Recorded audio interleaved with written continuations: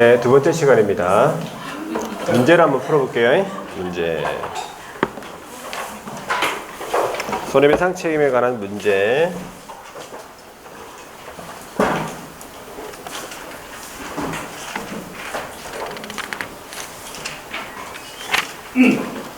(99페이지) 19번 문제입니다. 손해배상 책임 보증 설정에 대해서 틀린 것은 1번 개업이 손해배상 책임 보장을 위하여 가입한 보험은 타인을 위한 손해보험적 성격을 가지고 있겠죠. 2번 공제제도는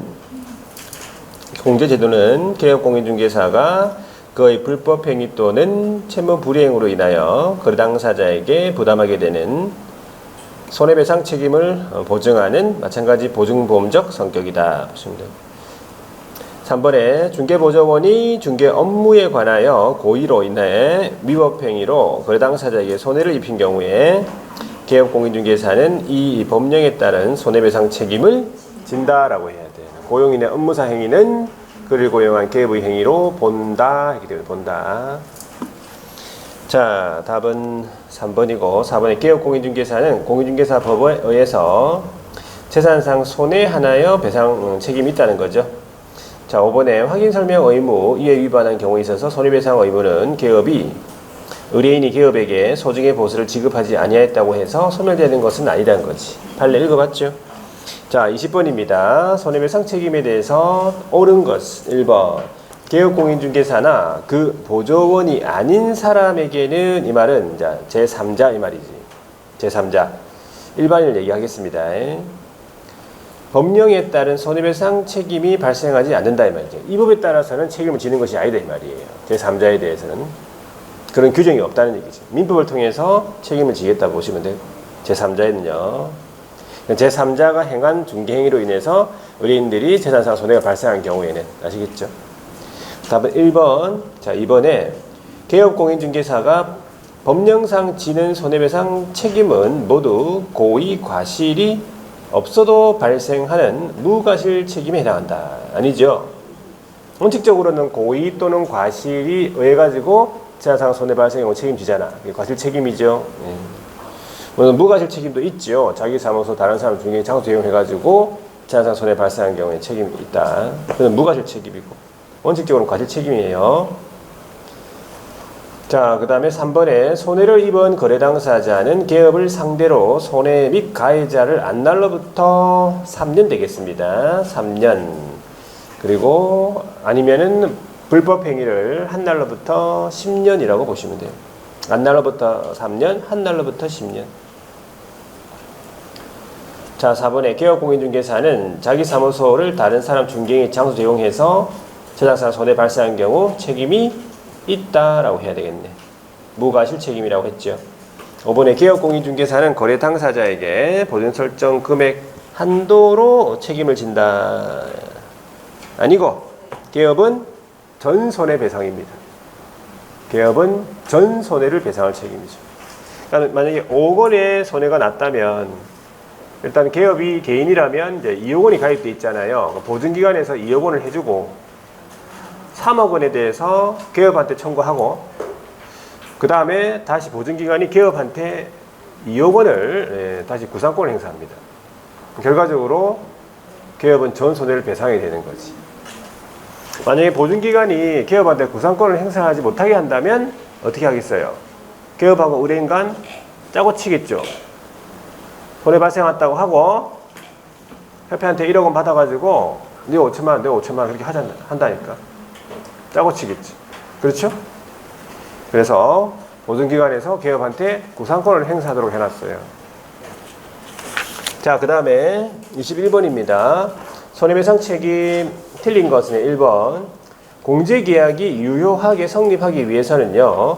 공제계약 당시 공제사고 발생 여부가 확정되어 있지 않을 것이 전제가 돼야 되겠죠.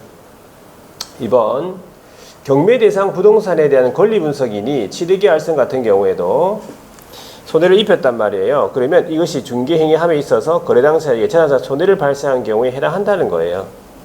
이때 이 손해배상 책임에 관한 법 30조의 규정 취지는 의뢰인을 보호하기 위한 차원이기 때문에 이 경매 대상 부동산에 관한 권리분석 취득의 알선에 관해서도 다 중개행위 범주에 포함된다 보시면 돼요.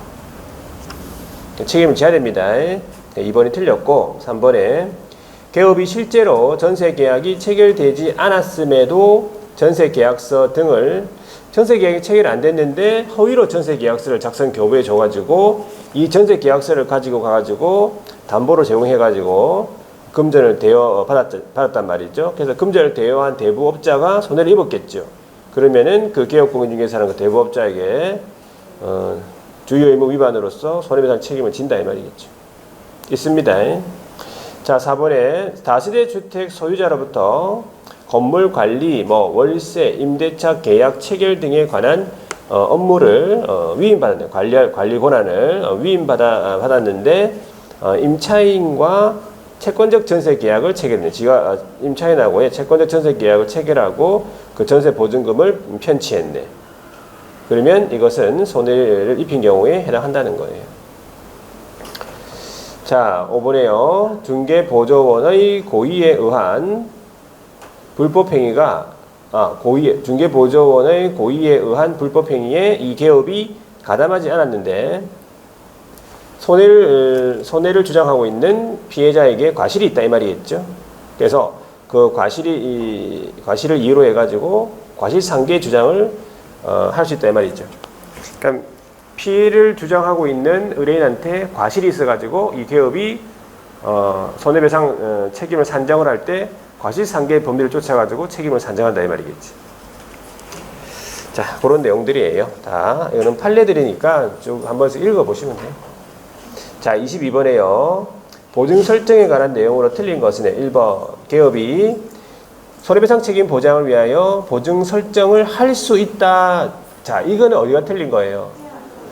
보증 설정은 의무예요. 의무적으로 해야 되기 때문에 할 수 있다라 표현한 건 틀린 거야. 해야 한다. 설정해야 한다는 거지. 자, 1번 틀렸고요. 2번에 법인인 개업 같으면 얼마를? 4억 원 이상 최소. 자, 법인이 아닌 개업 같으면 2억 원 이상.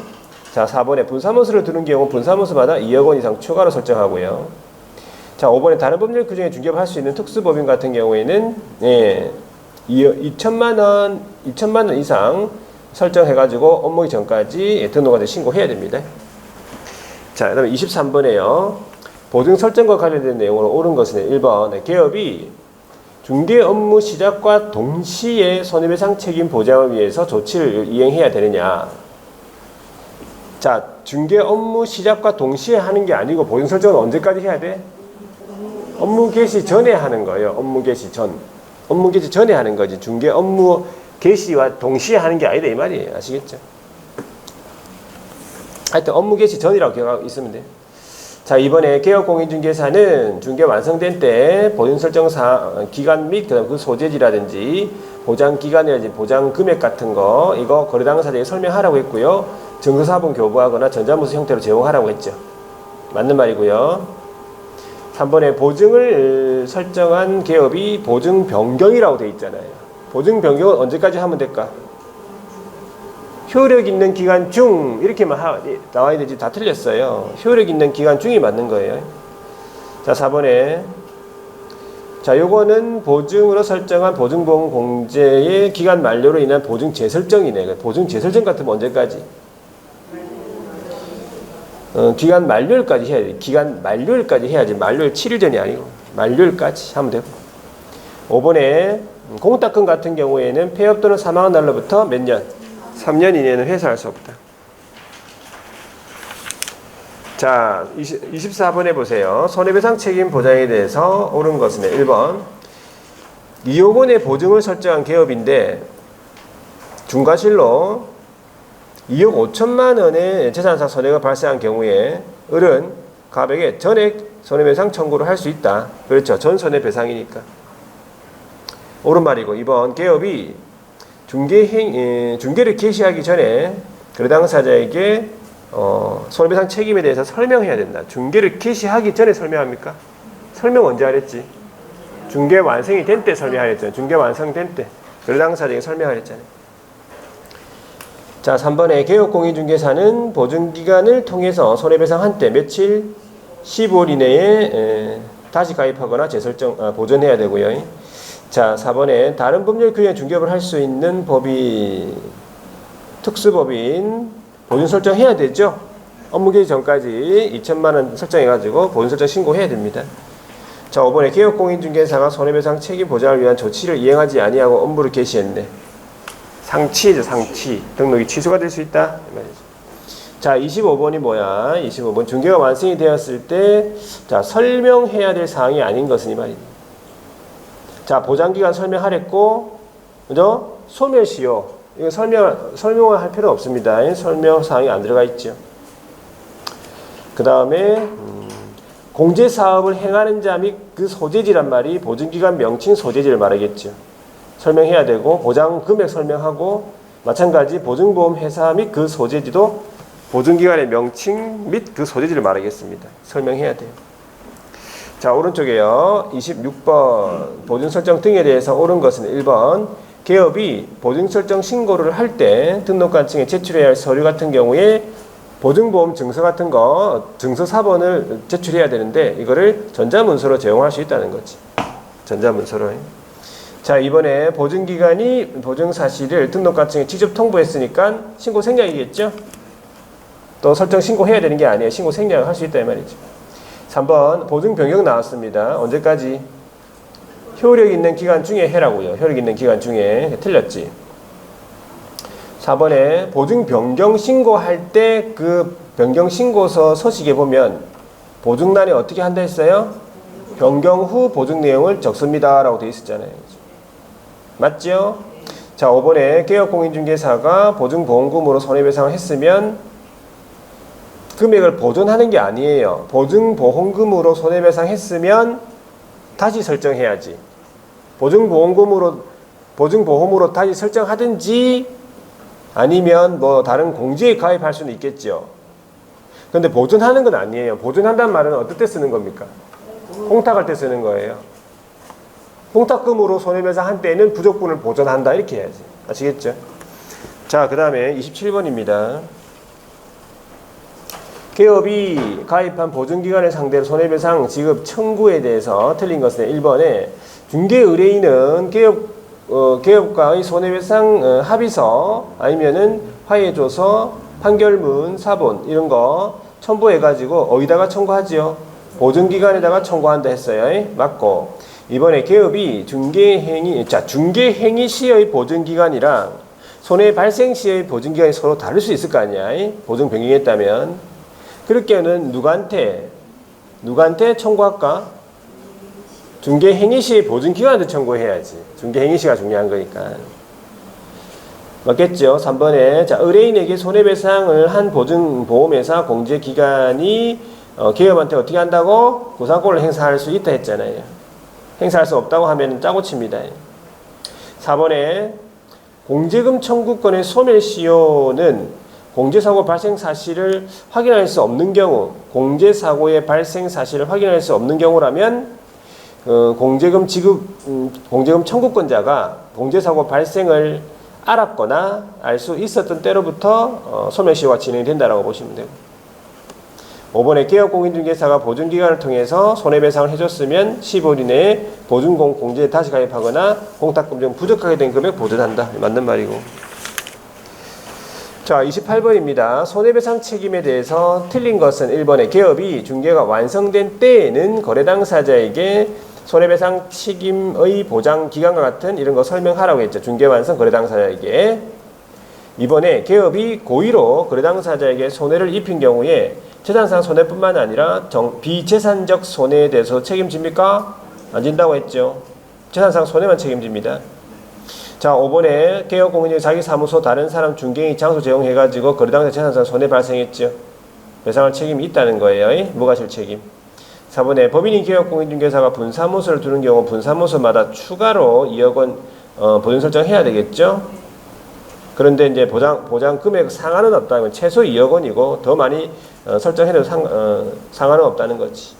자, 5번에 노역 같은 경우에는 보증 기간에다가 설정하는 금액이 최저 보장 금액은 개업공인중개사의 최저 보장 금액과 다르다. 그렇죠. 뭐 다른 특수법인들은 농협하고 다 포함해 다른 특수법인들은 2천만 원, 최소 2천만 원 이상. 우리 개인인 기업들은 2억 원 이상, 뭐 법인인 기업은 4억 원 이상. 서로 다르죠. 그래 보시면 돼요. 자, 이제 계약금 등의 반환 채무 이행 보장 볼게요. 계약금 등의 반환 채무 이행 보장.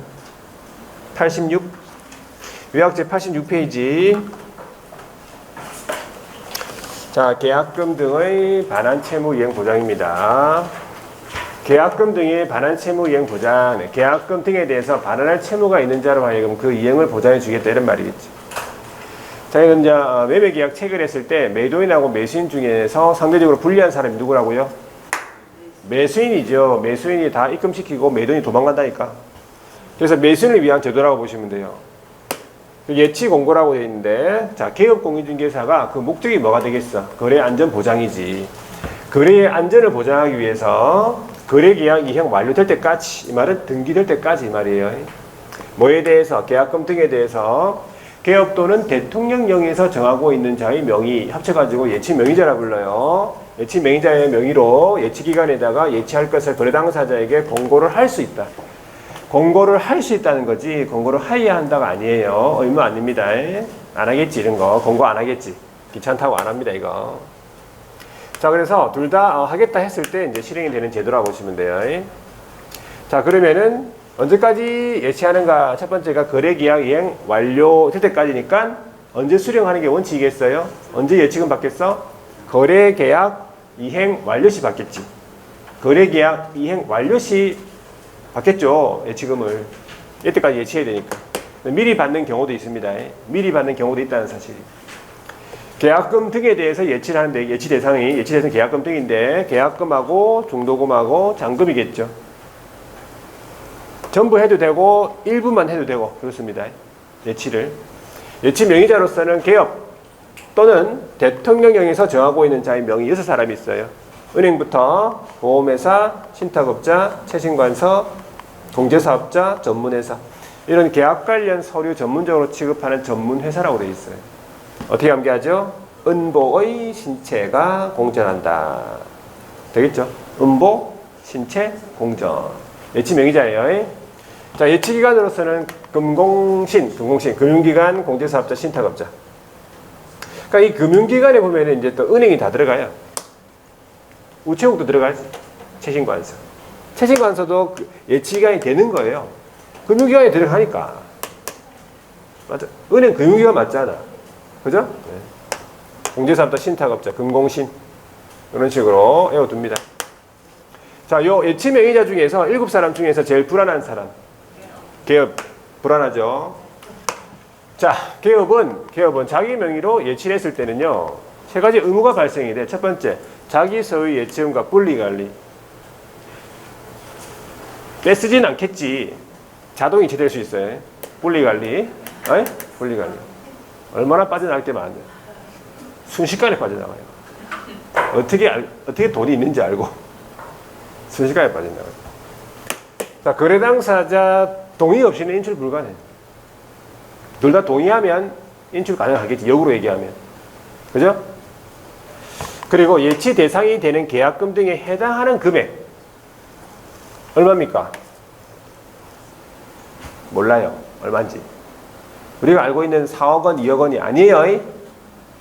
예치 대상에 해당하는 금액을 보장하는 보증 설정이에요. 아시겠죠? 예치 대상이 되는 금액이 10억이면 10억만큼, 5억이면 5억만큼. 따로 보증을 설정해라 이 말이야. 우리 업무 보증 설정하고 별개로. 설정하는 방법은 똑같다. 보증보험, 공제, 공탁 중 한 가지 하면 돼요. 그러면 증서 나오겠지요. 증서하면 교부하거나 전자부 제공하래. 똑같이. 자, 요거 지금 다 누구의 의무? 기업의 의무야. 기업 명의로 예치했잖아요. 그러면 기업이 해야 될 의무라니까. 의무기 때문에 이거 의무 이행하지 않으면 이거 어떻게 되겠어? 제재 받지. 그럼 어떤 제재를 받겠습니까? 업무정지 1월이에요. 3월도 아니고 6월도 아니라서. 그 바뀌니까. 없는 게 아니라고. 1월이에요. 알아두세요. 이거 전부 1월입니다. 구체적으로 1월이지. 자, 그 다음에 예치금 수령인데, 예치금 수령은 원칙적으로 언제 수령한다? 거래계약 이행 완료 시 수령하지. 왜? 거래계약 이행 완료될 때까지 예치하니까. 맞죠? 미리 수령할 수 있다. 수령할 수 있는 사람이 누군데? 매도인하고 임대인 이런 사람이죠. 일정한 사항이 적혀 있는 보증서를 누구한테 교부할까? 누가 중요해? 예치 명의자가 중요하죠. 통장 명의인이 중요한 거지. 예치 명의자한테 이 보증서를 주고 예치금을 미리 수령할 수 있대. 저 사람들이. 맞죠? 자, 하여튼 예치 명의자가 중요하면 예치 명의자한테 교부해야 돼요. 그럼 보증서에는 뭐라 적혀 있어야 되냐면 보증서에 적혀 있는 내용. 자, 미리 받았죠? 미리 받았지?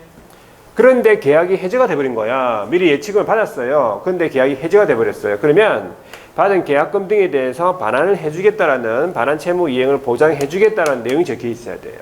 주겠다고. 미리 받을 테니까 계약이 해지가 되면 주겠다고. 그래서 어디서 보증서의 발행 기간 어디입니까? 금융기관하고 보증보험회사 두 군데잖아요. 누굽니까? 금보. 금보 알죠? 금보. 금보는 성이 어떻게 돼? 홍이죠. 홍금보. 홍금보 다 알잖아 지금. 뭐 홍금보 지금 다 아는 나이구만 지금 딱 보니까. 모르는 사람 한 사람도 없다 지금. 홍금보. 알죠 홍금보? 알잖아. 비슷한데 홍금보랑. 홍금보. 그 유명한 홍금보 알잖아. 홍금보 동생이 누군데? 홍은보예요. 홍은보. 홍은보 알지? 은보 신체 공개할 때 나오는 홍은보. 자,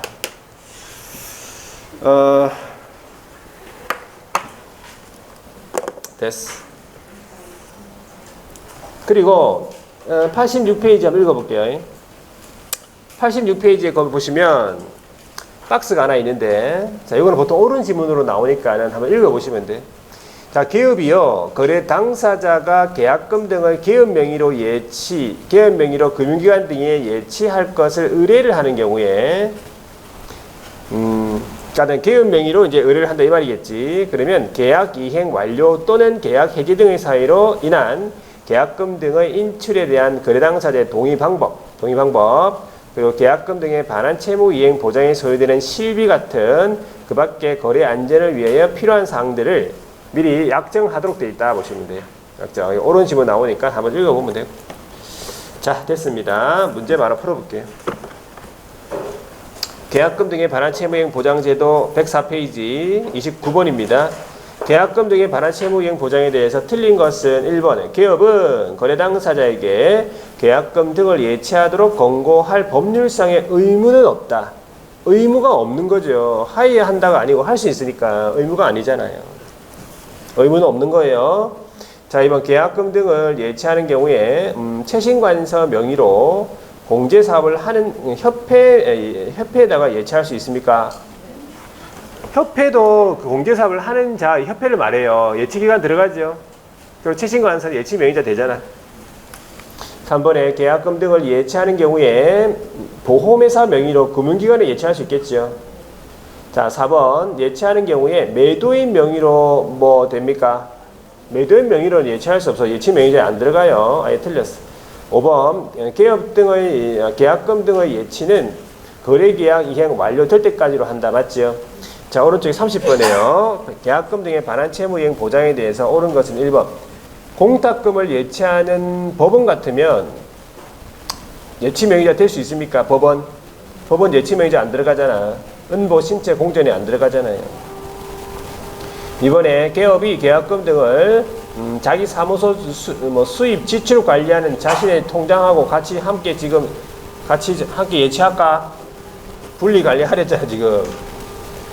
자, 3번에 예치 대상 계약금 등에는 계약금, 중도금, 잔금이 있겠죠? 맞는 말이고.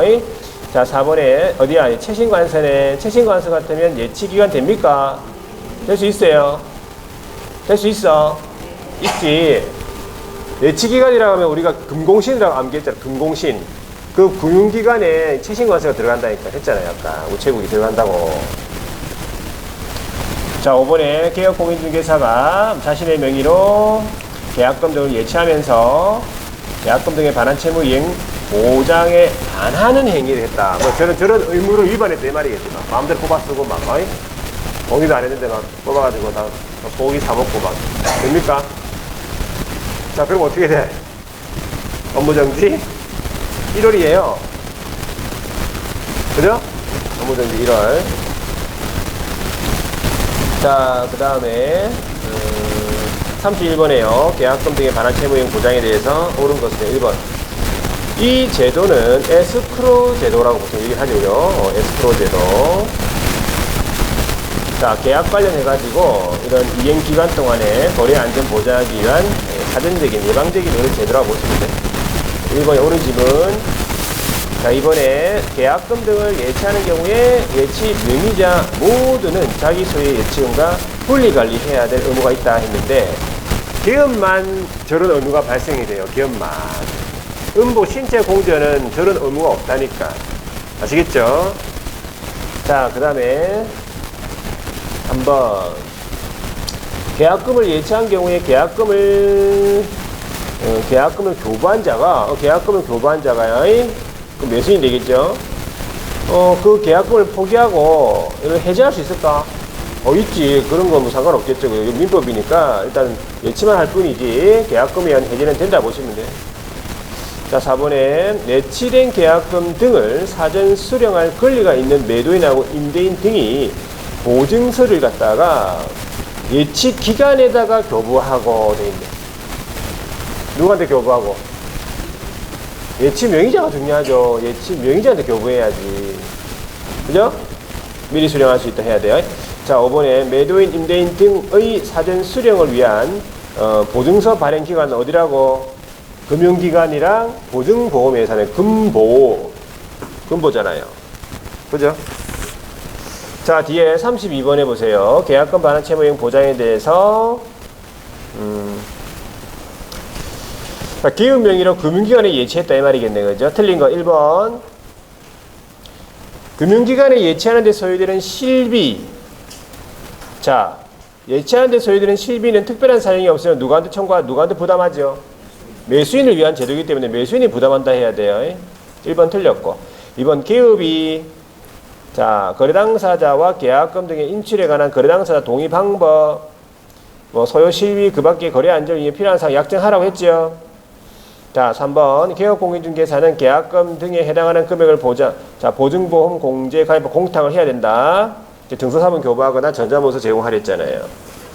4번에요. 개업공인중개사는 예치가 된 계약금 등이 자기 소유 예치금과 분리관리될 수 있도록 해야 된다고 했고 5번에 예치된 계약금을 거래당사 동의 없이는 인출해서는 안 된다. 이런 내용들 보시면 돼요. 자, 이제 중개보수부터 먼저 볼게요. 중개보수. 요약집의 87페이지. 자, 87페이지부터 쭉 중개보수에 관한 내용인데 잘 보셔야 돼요. 중개보수는 여러분들이 잘 알아두셔야 돼요. 중개보수. 시험 문제도 물론 이제 나오지만 여러분들이 나중에 개업이 돼가지고 중개보수를 확실하게 해야 될 거 아니야.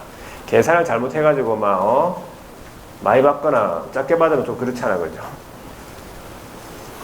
자, 중개보수 등 해가지고 중개보수라고 하면은 이렇게 정의하죠. 중개 업무에 관해서 기업이 중개 업무에 관해서 의뢰인으로부터 받는 소정의 보수. 그러니까 중개 업무를 해주고 받는 보수를 중개보수라고 하고 다른 업무를 해주고 받는 보수는 중개보수를 안 그래요.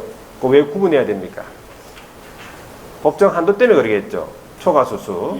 중개해주고 받는 보수, 중개보수는 법정 한도 내에서 받아야 되고 다른 보수는 자기 능력과 많이 받아도 관계없어요. 법정 한도가 없으니까. 되겠죠? 그러면 중개보수 청구권은 언제 발생됩니까? 청구권 발생. 청구권 발생.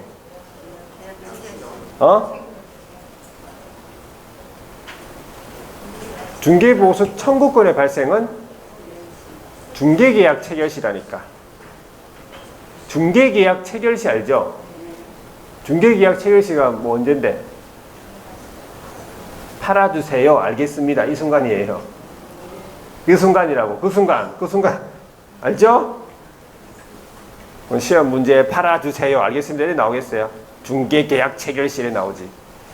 그러니까 중개계약 체결시 바로 발생된다니까. 중개보수 청구권. 행사는 당연히 완성이 되면 행사해야지. 되겠습니까? 확실히 알아두세요. 예? 자, 그리고 중개보수 청구권이 소멸되는 경우가 있대요. 어떤 경우? 개업의 고의 과실로 인해 가지고 의뢰인 간의 거래 행위가 무효 취소 해제가 됐단 말이지. 개업 잘못했네. 그러면 바로 소멸입니다. 반대로는 의뢰인들이 잘못했다. 의뢰인이 채무 불이행해 가지고 계약 해제됐다. 그러면 개업은 잘못한 게 없잖아. 그러면 소멸하지 않고 청구할 수 있지. 청구는 할 수 있어요. 청구권이 살아있기 때문에. 안 주겠지. 여러분들 주겠어요? 계약이 해제됐는데 막 중개보수 주세요. 주겠어요? 안 주지. 자, 하여튼 중개 청구권이고, 그 다음에 요 등이 뭐예요? 등이 실비는 두 가지가 있어요. 나중에 나올 거예요. 일단 나중에 보고. 중개보수 기준을 먼저 알아두셔야 돼. 중개보수 기준은 중개상물이 주택이냐 아니냐를 구분하셔야 돼. 자, 주택 같은 경우에는 중개보수의 기준은요, 국토교통부령이 정하는 범위 안에서 시도조례로 정합니다. 결과적으로 주택을 중개한다면 시도조례를 봐야 되겠네. 그죠? 주택은 시도조례를 봐야 됩니다. 아시겠죠? 이럴 수 있죠. 주택 소재지하고 사무소 소재지가 다르다 이 말이지. 주택은 해운대구에 있고 사무소는 여기 울산 남구에 있다. 어떤 상황인지 아시겠죠? 울산에 해운대구에 있는 주택을 중개한다 이런 말이에요. 자, 그때는 사무소 소재지 시도조례라는 얘기예요. 아파트가 해운대구에 있고 여기에 남구에 있다. 남구에 사무소가 있다. 그럼 뭘 봐야 돼? 울산시 거 봐야 돼요. 울산시 거. 남구가 아니고 울산시. 아시겠죠? 울산시 조례 봐야 돼. 만약에 부산시 조례를 봤다. 부산시 조례를 봤다 그러면 내가 지자체 조례를 잘못해서겠죠. 그래가지고 부산시 조례가 좀 높아. 그래가지고 더 많이 받게 된 거야. 그러면 그거 초과 수수입니까? 그 초과 수수예요. 제가 잘못 봤는데요. 안 돼. 법률의 착오를 안 본다고요. 잘 보셔야 돼. 아시겠죠? 만약에 잘못 봤는데 작게 받았다면 관계없지. 맞잖아요. 작게 받았으면 더 작게 받았다면 관계없다. 많이 받으면 문제가 돼요. 그건 초과 수수입니다. 위반이니까 알아두셔야 돼요. 분사무소에서 주택을 중개하는 이번에 분사무소에서 주택을 중개합니까? 그럼 뭘 봐야 돼요? 분사무소 소재지 시도조례를 봐야 돼요. 주된 사무소가 아니고. 분사무소에서 주택을 중개하는 거예요. 아시겠죠? 그럼 분사무소가 있는 그 소재지 시도조례를 봐야 된다고. 알아두셔야 돼. 자, 그 다음에 주택이 아니면 국토교통부령을 봐야지. 국토교통부령 우리나라 공통입니까? 아니, 공통이지. 주택 외는 국토교통부령이에요. 주택 외가 어디 있든 간에 일단은. 아시겠죠? 하나밖에 없죠. 국토교통부령. 자, 이제 복합 건물이잖아요. 이거 많이 물어보겠죠. 이거 잘 알아두셔야 돼. 주상 복합 건물인데 주택의 면적을 따져요. 주택의 면적이 2분의 1 이상이다. 2분의 1 이상이다. 그럼 이거 뭘로 본다고? 주택의 규정을 적용해요. 주택으로 보는 거지. 주택의 규정을 적용해가지고 이렇게 한다고요. 그러면 이거 알아두셔야 되네. 주택 외의 면적이 2분의 1이다. 이랬네. 주택 외의 면적이 2분의 1이다. 그러면 뭘로 봐야 돼? 주택 외가 2분의 1이다. 그럼 뭘로 봐? 주택으로 봐야지. 나머지 2분의 1이 주택이니까. 주택 외가 3분의 1이다. 뭘로 봐야 돼? 주택으로 봐야 되겠죠? 여기 좀 빠르네, 여기는 좀. 다른 데는 막 한참 기다리다 막, 다 되면 전화하라고 그랬더만, 전화도 안 하고. 수업 끝나보세요. 자, 한참 동안 생각할 게 아니야, 이걸. 읽어보자마자 말아 주택이다, 아니다, 이렇게 판단해야 돼. 아시겠죠? 2분의 1이 큰지 3분의 2가 큰지는 뭐 알아서 하세요. 저한테 물어보지 말고. 자, 하여튼 요걸 알고 있어야 되고. 자, 한 들어볼게요. 주택이냐, 아니냐를 또 구분해야 돼. 자, 주택 같으면은 쌍방으로부터 각각 받는데 그 일방으로부터 받을 수 있는 범위가 우리 시험 나왔다. 우리 조문에 나왔어요. 그러니까 일방한테 받는 범위가 요율이 나와 있기 때문에 거래 당사자 쌍방이라고 하면 곱하기 2를 해야 돼요. 곱하기 2를 안 해가지고 틀린 사람이 있어요. 곱하기 2 안 한 그 자기가 산출한 것이 거기 지문에 나와 있으니까 보기에. 분명히 내 있거든. 있어요. 보기 있으니까 맞는 것 같다 싶어가지고 그냥 찍고 나온다니까. 그래서 문제를 풀 때 계산 문제는 항상 끝에 답이 나오고 난 다음에 쌍방이냐 일방이냐를 한 번 더 확인해야 돼요. 무조건. 그래가지고 하셔야 돼. 자, 일방으로부터 받는 범위가 매매 교환 같으면 최소가 1,000분의 4, 최대 1,000분의 7이라고 적었죠. 자, 임대차 등 같으면 최소 1,000분의 3, 최대 1,000분의 6. 자, 6단계로 금액에 따라서 거래 금액에 따라서 6단계로 나눠놨어요. 자, 그러면 요거는 주택에 대한 한도죠. 그럼 얘가 국토교통부령입니까? 시도조례입니까? 요거는 국토교통부령이에요. 시도조례는 알 수가 없다 지금. 시도조례를 어떻게 외울 건데 지금?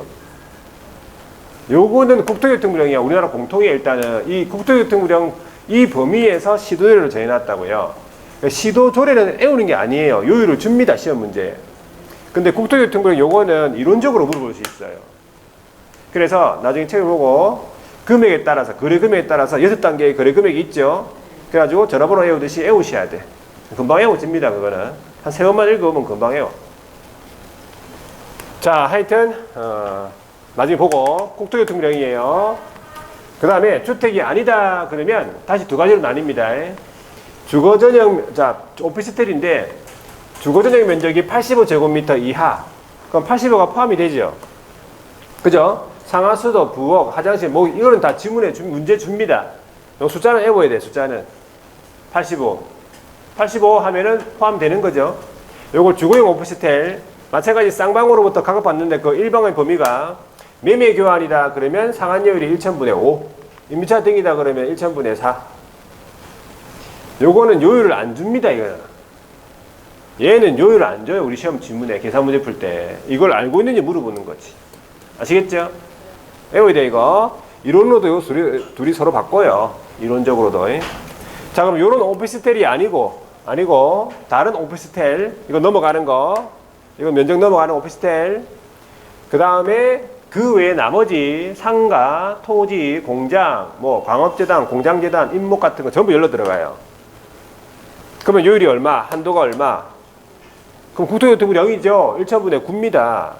협의 결정하지. 이 1,000분의 9 이거 안 줍니다. 시험 지문에. 안 줘요. 그 외에 이거는 상가라든지 이런 거는. 자, 그러면 토지의 임대차다. 토지 임대차다. 그러면 요율이 얼만데? 토지 임대차 1,000분의 9예요. 토지 매매 1,000분의 9라니까. 토지가 해운대구에 있다. 1,000분의 9라고. 아니야? 어디든지 간에 무슨 거래든지 간에 여기 들어가는 거는 전부 1,000분의 9라니까. 거래 관계없고 어디든지 관계없고. 아시겠죠? 할 것도 없다. 전부 1,000분의 9라니까. 1,000분의 9예요. 1,000분의 9. 9 이내. 90 아이가? 901인가? 9죠? 9 맞지? 90 같은데? 9 이내. 에이? 아시겠죠? 자, 하여튼 이 요율. 자, 그 다음에 오세요. 거래금액 계산인데, 중개보수가 산출이 되려면 이 거래금액에다가 아까 요율을 곱해야 돼요. 매매다 그러면 매매가, 매매대금, 매매가액. 분양권 전매다 그러면, 자, 분양권 전매다 그러면 분양대금, 총분양대금 이게 아니고, 계약금 플러스 기납부된 중도금 플러스 프리미엄이에요. 납부된 것만. 아시겠지? 이 세 개를 합하는 거예요. 분양권 전매. 그 다음에 교환 같으면 거래금액이 큰 중개예상물 가액, 평균 가액 아니고. 자, 임대차 등에서 전세 같으면 전세금, 월차임이 없는 임대차는 임대보증금, 월차임이 있다 이게 나오겠지. 원칙적으로 보증금 플러스 월차임 곱하기 100을 합니다. 100을 해가지고 나온 금액이 거래금액인데 원칙에서 나온 금액이 5천 미만이래. 미만이 중요하죠. 5천이 딱 나오면 그대로 그냥 가면 되고 5천이 안 나오면 다시 계산해야 돼요. 보증금 플러스 월차임 곱하기 70으로. 여기에서 나온 금액이 70%가 아니에요. 다시 계산해가지고 하는 거예요. 아시겠죠? 그러면 이제 거래 금액이 낮아지니까 보수가 낮아지겠지. 이걸 물어봐. 100을 곱한 다음에 5천 안 나오게 하고 다시 70 곱하도록 하는 문제가 많이 나와요. 자, 그 다음에 동일물에 대하여 동일 당사자 간에 매매를 포함한 둘 이상의 거래가 동일 기회. 이거는 뭐냐? 집을 팔면서 바로 임차인 들어가는 거잖아. 집을 팔면서 바로 임차인 들어가는 거예요. 그 짐을 놔두고. 그렇죠? 그러면 나는 누군데? 나는 매도이면서 임차인. 상대방은 매수인이면서 임대인. 그게 나와요, 지문에. 아, 그러면 동일물, 동일 당사자, 동일 기회구나. 사람이 바뀌면 안 됩니다. 자, 이런 경우에는 매매하고 예를 들어 임대차다. 그러면 임대차는 버립니다. 매매 계약에 관한 거래금만 적용한다고요. 매매 대금만 적용한다고요. 임대차는 버립니다. 아시겠죠? 자, 이제 보수의 지급식인데 보수를 언제 줘봤죠? 보수는 보통 언제 주죠? 개업한테 잔금 칠 때 줬죠. 미리 준 적 없잖아. 미리 주진 않죠, 절대. 근데 원칙이 약정이에요. 조심하셔야 돼. 원칙은 약정이에요. 미리 줄 테니까, 그죠? 미리 줄 테니까 좋은 아파트 구해달라. 원칙인 약정인데 약정을 보통 안 하지. 아무 말 안 하잖아요. 보수에 대해서는. 말을 합니까? 아마 특히 여러분들 아무 말 안 할 거 아니야. 약정을 안 했다 그러면, 아무 말 안 했다 그러면 언제? 잔금 친 날이죠. 잔금 친 날이 우리 법에 잔금 친 날이 안 나와요. 뭐라 나와? 거래대금 지급 완료일. 거래대금 지급 완료일. 이날 잔금 친 날이에요. 그래서 원칙하고 예외를 좀 구분하셔야 돼요. 아시겠죠?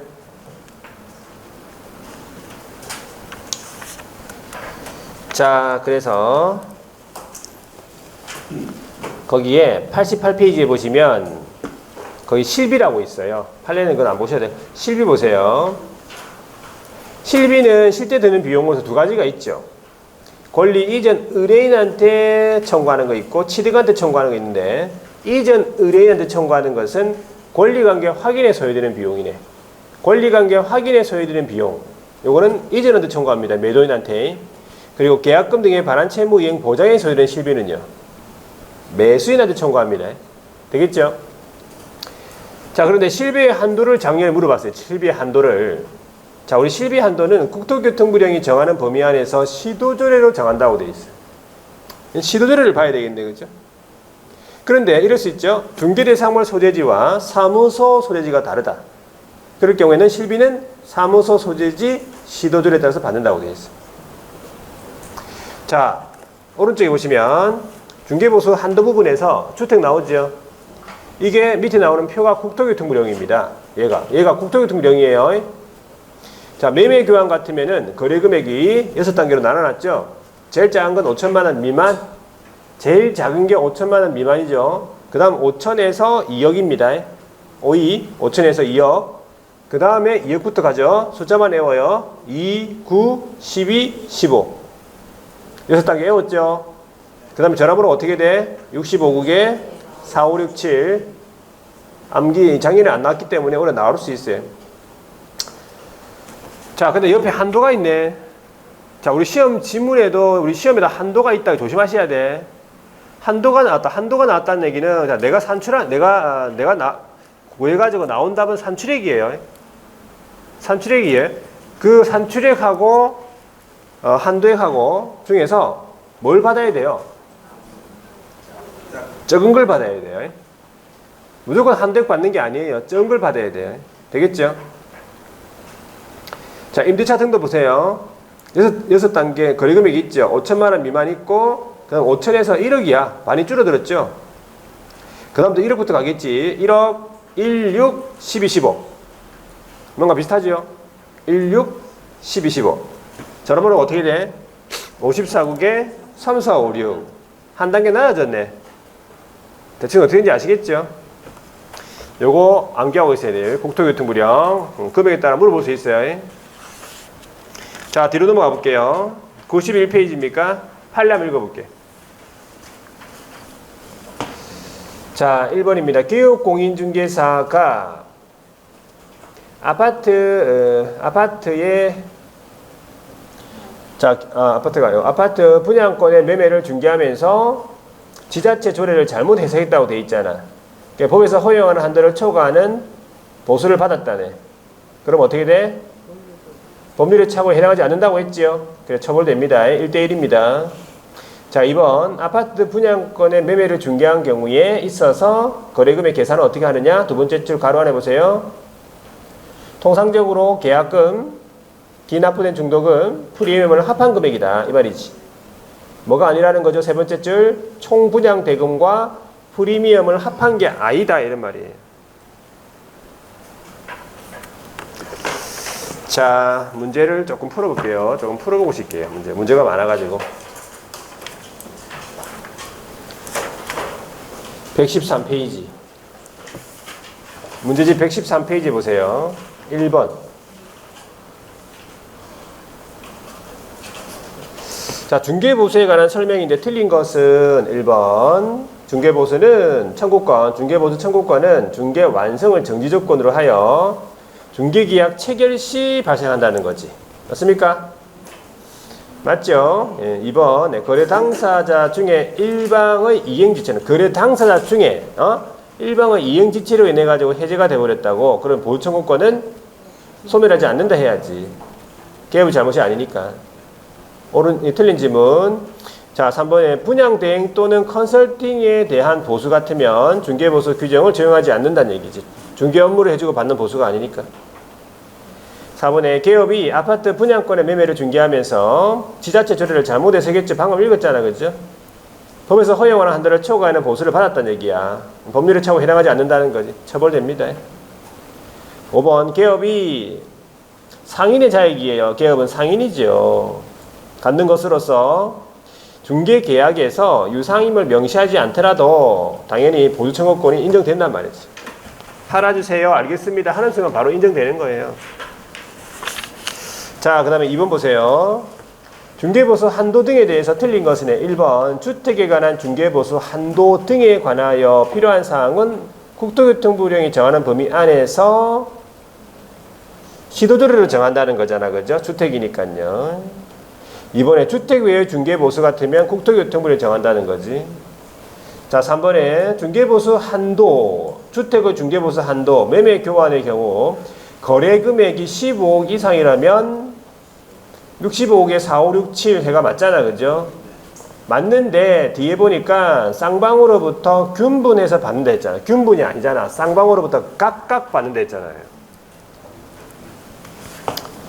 뒷부분이 틀렸어요. 3번이 틀렸고 4번에 전용 면적이 85제곱미터 이하 화장실, 부엌, 오피스텔, 주거용 오피스텔 말하겠네. 그죠?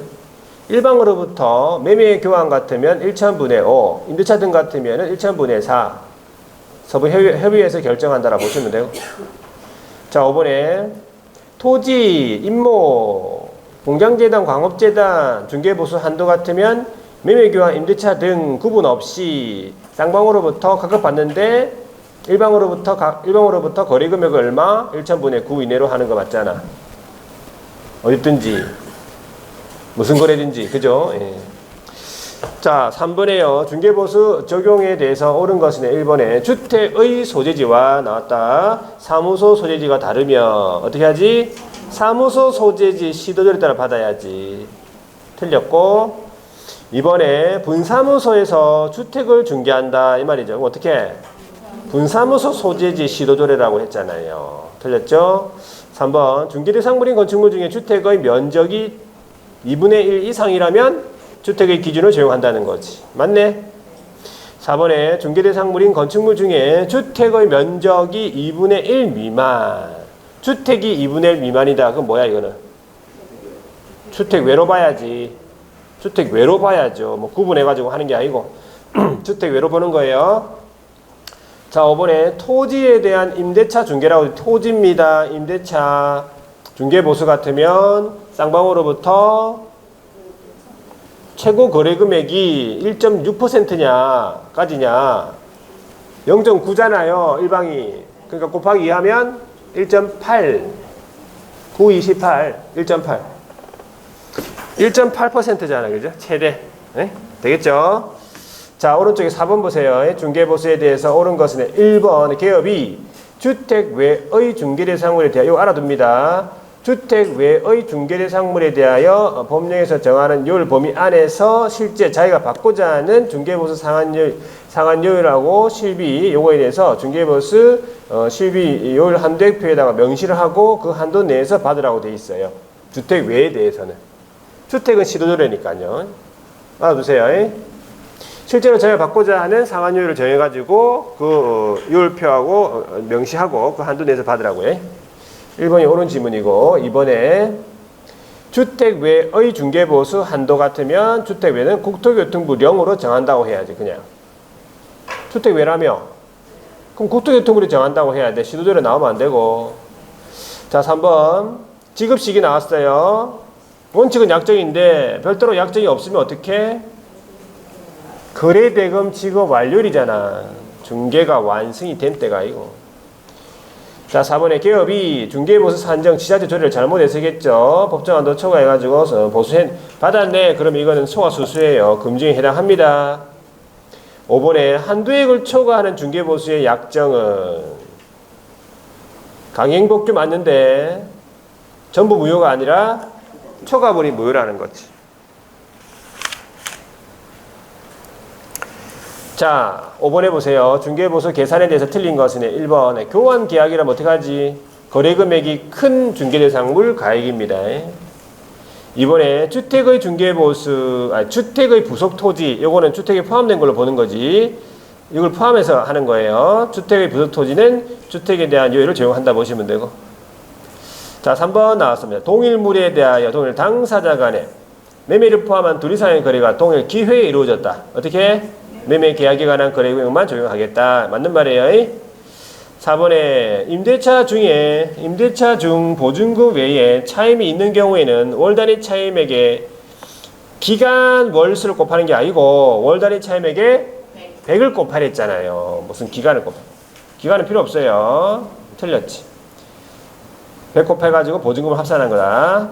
자, 5번에 주택의 경우 계산된 중개보수가 한도액보다 클 경우네. 계산된 이제 산출한 금액이 한도액보다 크면은 뭘 받아야 돼? 한도액을 받아야지. 한도액보다 크다며? 한도액을 받아야지. 한도액이 더 적을 거니까. 자, 6번입니다. 중개보수 계산 방법에 대해서 옳은 것은 1번에 분양권 거래의 경우다. 분양 가액에다가 프리미엄을 합산한 금액을 기준으로 한 게 아니고 계약금 플러스 기납부된 중도금 플러스 프리미엄이잖아요. 2번 월 단위 차임액에 100을 곱한 금액과 보증금을 합산 금액이 5천 미만인 경우, 미만인 임대차의 경우에는 산출된 거래가액의 70%를 적용하는 게 아니고 다시 계산해야지. 다시 보증금 플러스 월 차임 곱하기 70을 해야지. 되겠습니까? 자, 그 다음에 3번에 부가가치세 같으면 중개보수 한도에 포함되어 있는 게 아니에요. 부가세 별도, 부가세는 중개보수에 포함되어 있는 게 아니라고 알아두셔야 돼. 부가세는 별도라는 거지. 별도로 받을 수 있다라고 하시면 돼. 중개보수에 포함된 것이 아니니까. 자, 4번에 중개대상물인 건축물 중에 주택의 면적이 2분의 1이네. 주택의 면적이 2분의 1을 뭘로 봐야 돼? 주택으로 봐야 되겠잖아요. 그죠? 맞고. 5번에 상가 임대차라고 되어 있네. 그러면 임대차 가액과 권리금을 합한 겁니까? 그냥 그죠? 그냥 거래금의 상가 가액이겠지 뭐. 그죠? 자, 오른쪽에요. 7번 중개보수에 대해서 옳은 것은 1번에 주된 사무소가 서울 종로구에 있는 법인의 인천광역시 연수구 소재 분사무소는 연수구에 있네. 인천 연수구. 자, 에서 경기도 이천에 있는 토지를 중개했다 이 말입니다. 분사무소에서 이 경기도 이천에 있는 토지를 중개했다 이 말이네. 그러면 인천광역시 조례에 정한 기준에 따라서 보수를 받아야 됩니까? 어떻게 받아야 돼 그러면?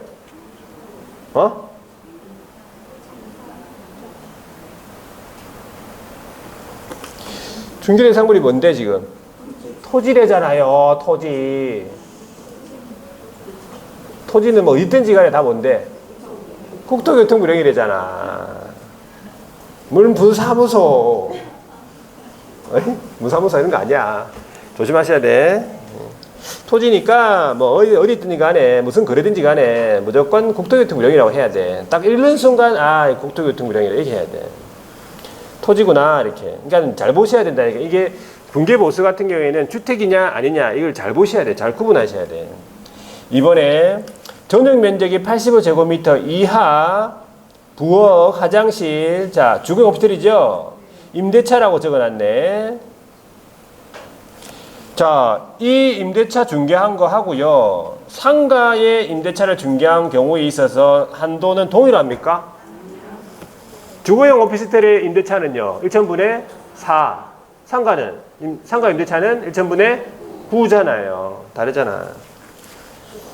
자, 3번에 교환 계약이다 그러면 어떻게? 큰 거 일단은 거래 가액이 큰 거, 둘 중에 큰 거잖아. 평균 가액이 아니잖아요. 평균이 아니라고. 합산한 것도 아니고. 4번에 법령에서 중개보수 최고 한도만을 규정. 자, 법령에 이제 최고 한도를 규정하고 있는 거지. 그죠? 최고 한도, 상한여율을 규정하고 있는 거지. 최저 한도는 없어요. 최저 얼마 이런 거 없어. 자, 5번에 중개보수 지급 시기 물어보네. 언제? 중개보수 지급 시기는 약정인데 약정이 없으면 거래대금 지급 완료일. 거래대금 지급 완료일. 외우셔야 돼, 항상.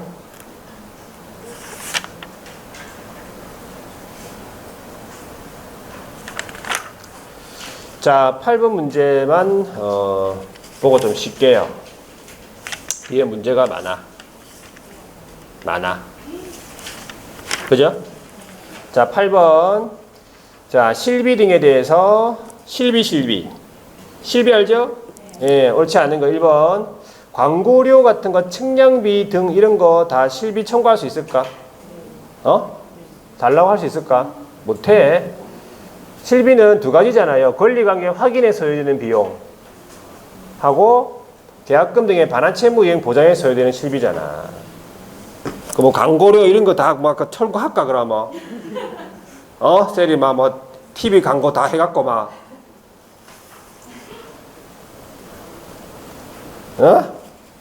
자, 이번 실비는 사실 뭐 못 받아요. 뭐 실비를 뭐 얼마를 청구하겠어요. 그 실질적으로 받습니까? 실무에서 받아요? 있어요? 안 받는다고 하세요, 그냥.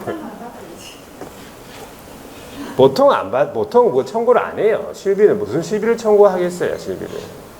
무슨 뭐 100억짜리도 아니고 지금. 그죠? 자, 그 다음에 이번에 계약금 등의 반환 채무 이행 보장에 소요되는 실비. 누구한테? 권리 취득가 맞죠? 매수인한테 청구하는 거 맞죠? 3번. 중개대상물 소재지 하고요. 사무소 소재지가 다르다. 그럼 어떻게 하랬지?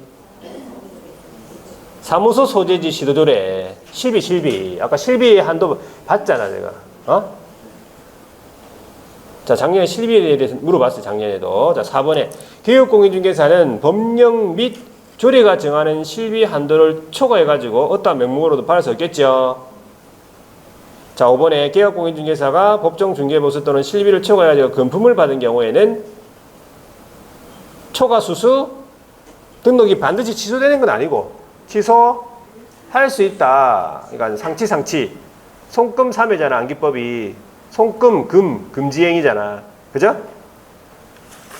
자, 여기까지 풀고 좀 쉬었다가 5번부터 풀게요.